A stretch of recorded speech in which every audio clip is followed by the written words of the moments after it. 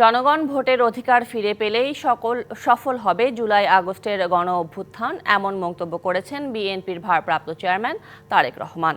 রাজধানীতে রাষ্ট্র মেরামতে বিএনপির পক্ষ থেকে ৩১ দফার ঘোষণায় ভার্চুয়ালি যুক্ত হয়ে তিনি আরও বলেন, স্বৈরাচার ঠেকাতে বিএনপি সংবিধানে এমন ব্যবস্থা রাখতে চায় যেন কেউ দুইবারের বেশি প্রধানমন্ত্রী হতে না পারে।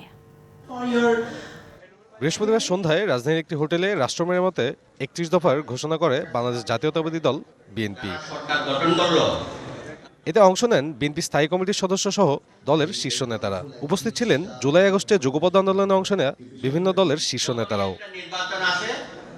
এ সময় বিএনপির ৩১ দফার সাথে একাত্মতা পোষণ করেন যুগপৎ আন্দোলনে অংশ নেওয়া দলগুলো।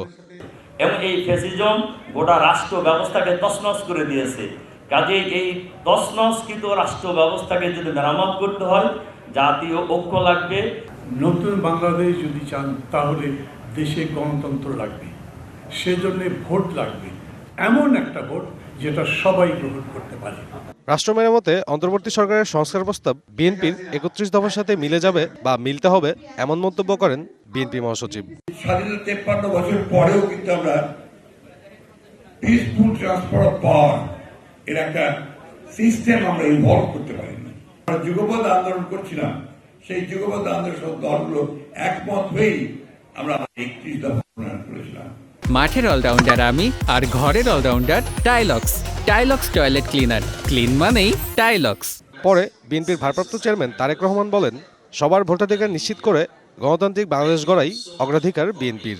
জুলাই আগস্টের অভ্যুত্থানে যারা ফ্যাসিবাদ বিরোধী আন্দোলনে সম্পৃক্ত ছিলেন, গণতন্ত্রের পক্ষের প্রতিটি ব্যক্তি, দল, সংগঠন ও গোষ্ঠী তাদের সকলের আত্মত্যাগের যথাযথ স্বীকৃতি দিয়ে প্রতিটি শ্রেণী পেশার মানুষের অংশগ্রহণমূলককে সম্মান জানিয়ে লুণ্ঠিত ভোটের অধিকার ফিরিয়ে এবং জনগণের ম্যান্ডেট নিয়ে একটি সত্যিকার গণতান্ত্রিক বাংলাদেশ প্রতিষ্ঠা করাই আমাদের সমন্বিত অগ্রাধিকার।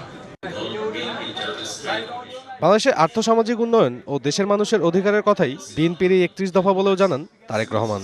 আমাদের রাজনৈতিক দর্শনে হয়তো সাব্বির রোজ, ডিবিসি নিউজ, ঢাকা।